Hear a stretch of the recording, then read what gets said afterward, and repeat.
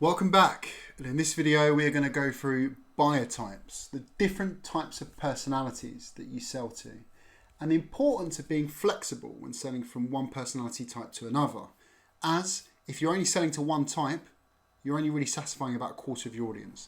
So this is the importance of being malleable in the way that you sell. And as we see as we go through these different types of buyers, they're all uniquely different. So if we approach each one with the same techniques, the same attitude, and often the same mindset, we're going to get very, very different results. The first buyer type we're going to talk about is your classic driver. We've all sold to someone like this. Very, very time poor, often have strong opinions of you, your product, or what they're trying to achieve. Task focused, love looking at the end results, not a big fan of detail at all, want you to get through things as quick as possible, get to the point and sell to them straight away. Decisions are often made very, very quickly, which is quite a useful trait, and they're urgent and impatient. You tend to see quite a lot of these in the CEO position or positions at the very, very top of an organisation. If you can imagine, they're used to seeing the very, very top level of everything from a kind of 30,000 foot view. They don't go right into the detail and the minutiae of things. So it's important that we're treating them in that exact same way. So they're a combination of controlled and dominant characteristics. And I think dominant is the key one there. I think, when you first get into selling and you're an SDR and you manage to get hold of a CEO and you sell to them and they're very often quite curt and quite to the point, this is exactly what drivers are like. I'm often asked, how do you deal with drivers? Well, the option is really simple. You mirror them. You're urgent, you're impatient with them. Time needs to be core focus for you. Get to the point very, very quickly. Get to the end result. Talking about the key core benefits is really, really important. And urgent and impatient as well. I know that seems counterintuitive, but that's how they like to communicate. Now, if you act like a sort of withering flower, they're going to stomp all over you. So it's really important that you're driving with urgency. As an example, if we're talking about getting the contract back, you wouldn't speak to a driver and say, oh, hi, it's me again. Sorry, apologise. I'm just calling to see how you're getting on with that contract and if you're able to get it back to me. That's not how they like to be communicated with.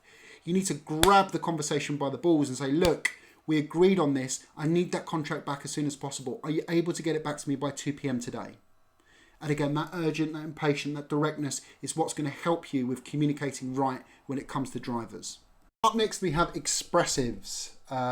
I sold advertising for many, many years, and when you go into these ad agencies, as you can imagine, there's a lot of expressives. It's a combination of spontaneous and dominant characteristics. So already we're seeing that there's a big difference between a driver and an expressive. For them, the key thing is ego. Competitive, ambitious, creative, energetic, outgoing, like to see the big picture, confident, quick decision-making process as well. A couple of these characteristics work really well together. Combination of competitive, ambitious. So if you're working with their competitor, you want to be mentioning those, talk about the scope of work their competitor's doing, the value they're getting from your product. The key thing I want you to take away from expressives is telling stories, right? These guys are very, very creative in the way that they purchase things. So taking them through a list of feature functions is not going to excite them in any way. You want to be telling stories in the way that you present information. Lean on war stories, lean on examples, case studies, tell nice little anecdotes that are going to prick their ears up and get them a little bit excited. And again, high energy when you're selling to an expressive.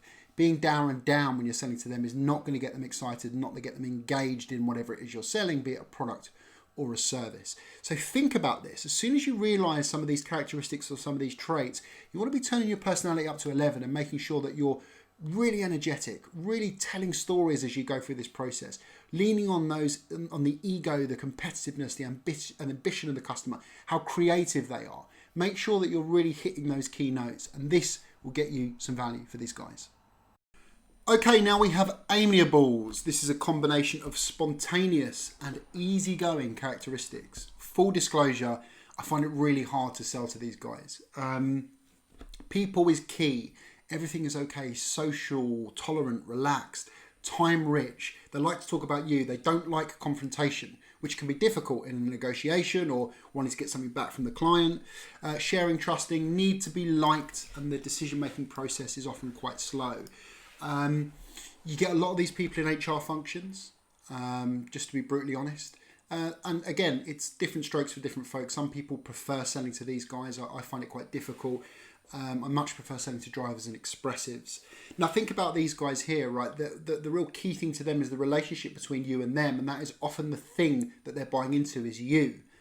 Less so sometimes than your service or your product. It's more about how you cultivate that relationship, how you make them feel, that very kinesthetic language, that touchy-feely stuff.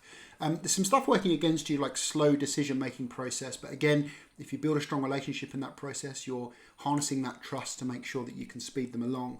Now, if you think about the example we gave with the driver, where we'd call a driver and say, look, you told me you'd get that contract back to me by 2 o'clock, get it back to me.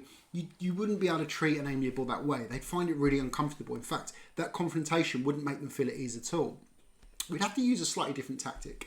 So the tactic that I use with Amiables is something along the lines of, look, I'm really pleased that we've built this relationship over the last 2 weeks. It'd be a real shame for us not to move forward. However, as you can imagine, time's really important for me. So is there any way that you can get that contract back to me by 2 o'clock?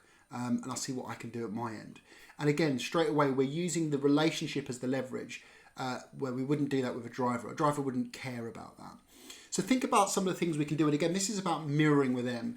You've probably had it with a client meet where they don't want to talk about work for the first 45 minutes, and then you leave that little bit at the end, that last 45 minutes where you talk about business and contracts and value.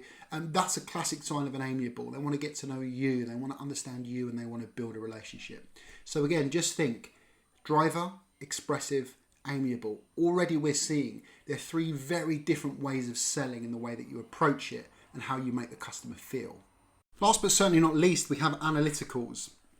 Now imagine you see a lot of these guys who are CTOs, they're often former engineers, they're former analysts, etc. And these are the typical traits that you'd expect to see of someone who's been in that role or done that type of job. Combination of easygoing and control characteristics. The critical thing for them is detail and absolute tons of it. Process driven, take time to make decisions. They like to know the context of those decisions. Task focused, methodical, like to do things properly, numerical, technical, and again, likes to know the context of all of those decisions. A really good analogy I use is that a driver sees a tree, right? And that's it, it's big picture. Where we're analytical, you don't even see the leaf. You see the cell, and you see the breakdown of the cell wall and the nucleus. You see the real tiny, itty-bitty, nitty-gritty bits of detail that you'd expect that person to see if they were an analytical. Now, these people often make decisions quite slowly, and again, they like to know the context of everything as well. They're the sort of people who get really excited about learning about the algorithm, or learning about how you go about doing that, or how was that designed, how was that coded, all of that interesting stuff when it comes to your product or your service.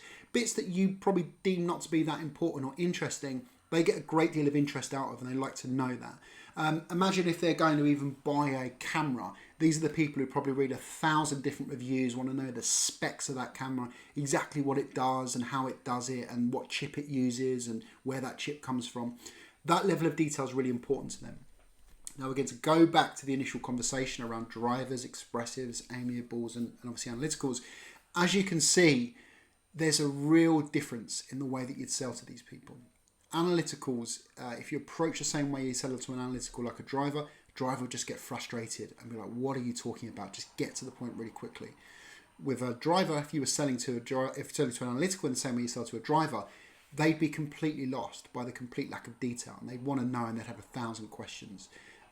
So think about those 4 different buyer types. Think about the different characteristics that we'd see in those buyer types. But more importantly, think about how you're approaching your call. What are you going to do differently once you've identified which buyer type they are? And the key word you should think about is mirroring. Behave and exact and demonstrate the same traits that they have to help it make it easy for them to buy and to help them make that decision. Good luck, guys. As always, like, subscribe, share with friends, share with colleagues, anyone else in sales, and good luck and happy selling.